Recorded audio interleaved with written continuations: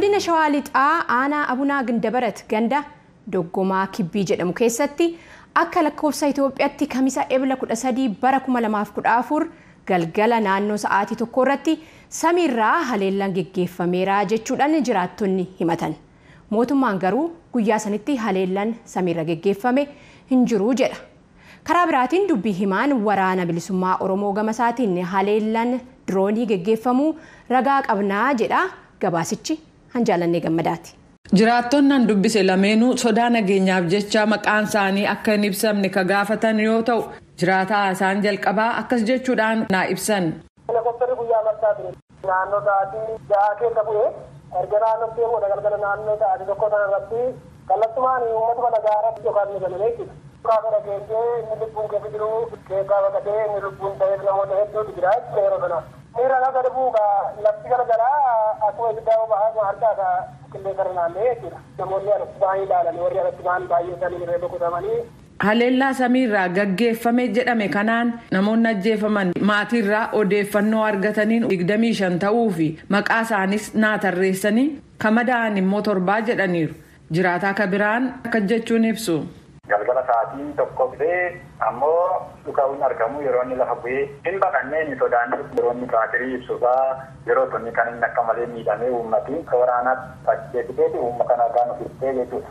Meeshaan kun gaafa lafa dha'u barraa waan inni dhukaasuun beeknu achumaa gadi gaafa inni darbatu nagaagaan akka malee nurra geessisee qabeenya taanaan kana uummata taanaan lubbuu namaas taanaan baay'ee tufatee jechuudha. Waraanni mootummaa Itoophiyaa sakkattaa waraana bilisummaa Oromoo jedhamee inni qabeenya keenya saamuuf kan inni gadi bobba'ee jechuudha. Kaabinoota aanaatiin maal jennaan basaasotiin isaanii kaakuun ganda gandarraatii gara mootummaa baqatanii waraana mootummaa qabatanii deemanii uummata saamuuf jiranii jechuudha. Qabeenyi maallaqi manatti nafu midhaan manatti nafu horiin miilaan deemu tokko illee hin nafu. Waraana mootummaa kumaatamaan lakkaa'amutu ganda sanarra buufatee jira. Kan tokko yoo itti dhiike basaasaanii rukkutu qabaniitoo dararaa hin taane namarra geessu waan ta'e namni lubbuusaa waan sodaatuuf akkasuma namni itti deebi'ee hin jiru jechuudha keessumaa. Himata jiraattonni kun dhiyeessan irratti deebii kan nu kennan ministeerri tajaajila koominikeeshinii mootummaa federaalaa Itoophiyaa Dr. Laggasa Tulluu kun gonkumaa hin raawwatamne jedhaniiru.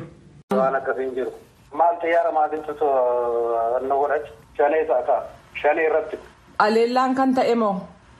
Shaneedha malee uummata jiraataa uummatootaa muti. Waan akkasiis baay'ee darbeetti malee regulaarii waan ta'een bifa akkasiitiin kan deemamu muti.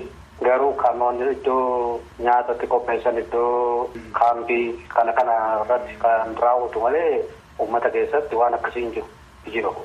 Kan isaan jedhan garuu kamisa darbeedha. Lakki kana isaan qabu waan akkasiin jiru. Inni darbee jira jettan waan akkamii ture? Kaampii shaneen itti fayyadamu ta'e iddoo hidhattoonni isaanii jiran hoggaa ta'e iddoo sanitti darbee waan akkasii qunnamuu danda'a. Sanii ala garuu uummata keessatti bifa ammaatee keessuun kan gaggeeffamu hin jiru. Kaampiin mootummaan keessan shanee jedhu kan ofiin immoo waraana bilisummaa Oromoo jedhansin Doggommaa Kibbii sana jiraa? Waraana maalii jettee waan akkasiin beeknu shaneedha kan beeku. Iddoo tokkoon qabanii garuu har'a iddoo tokkoo qubatan boroo immoo iddoo biraa qubatu. Bakka jiraattonni kamisa darbe haleellaan itti gaggeeffame jedhan san mooraan hidhattootaa jiraachuu kan gaafataman Dr. Laggasan akka jecha isaaniitti shaneen shiftaa waan ta'eef iddoodhaa gara iddootti socho'uun akka jiraatu iddoo baay'eettis sululaa fi bosona keessa waan jiruuf raayyaa ittisa biyyaatiin tarkaanfiin irratti fudhatamaa jira jedhaniiru. Waraanni mootummaa jiraattota dararaa midhaan namootaa sassaabee konkolaataan fe'aa jira jechuun himannaalee kabiroo jiraattonni himatan kan ilaaleen ka gaafataman Dr. Laggasa Tulluu kun soba kana kan raawwatu akka jecha isaaniitti shaneedha jedhan. Komee jiraattonni jedhamee dhiyaate kanas gonkumaa jiraattota miti kan isinitti himataa jiru shaneedha jedhan. Dhimma kanarratti ibsa kan gaafataman dubbi himaan idil addunyaa kan waraana bilisummaa Oromoo obbo Odaa Tarbii haala aanaa Abunaa Gindabarat keessatti uumame quba qabnaa jedhanii. Dirooniidhaan halee uummanni naannoo sanaa lubbuusaa oolfachuuf jecha gara bosonaatti baqatee rakkachaa ture. Gara layyaa tokkotti yotuu baqachaa jiranii kufanii miidhaan salphaan isaan irratti ga'e sana quba qabnaa. Kanarraa kan hafe hangammaatti waa'ee lubbuun dhabamee dhageenya. Odeeffannoon hangammaa nu qaqqabaa jiru mana namaa 3tu gubate waraanni reejimii Abiy yommuu dirree waraanaa irratti bu'amu deemee mootummaa irratti haaloo baasu. bakka kanatti waan san argaa jirra. Kana si'a baay'ee arginee jira waggoota afran darban kana keessatti. Samiirraa diroonii jettan xayyaara nammaleeyyiin haleellaan gaggeeffamuusaaf mirkanii maalii qabdu? Viidiyoo qabna yommuu dirooniin naannoo sana socho'aa ture.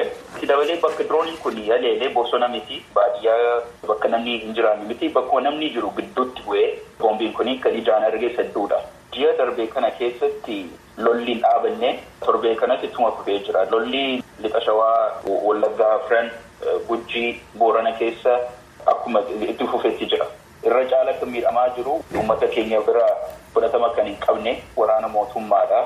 Yommuu isaanii lafa waraanni bilisummaan Oromoo bilisa baasee deebanii mootummaa kana jala galchuu yaalanii bakka baay'eetti mo'amanii deddeebi'aa jiru. Ji'a tokko keessatti waraana bilisummaa Oromoo hin barbadeessinaa jedhanii bobba'anii garuu akka isaan barbaadan isaa ta'aa jiru.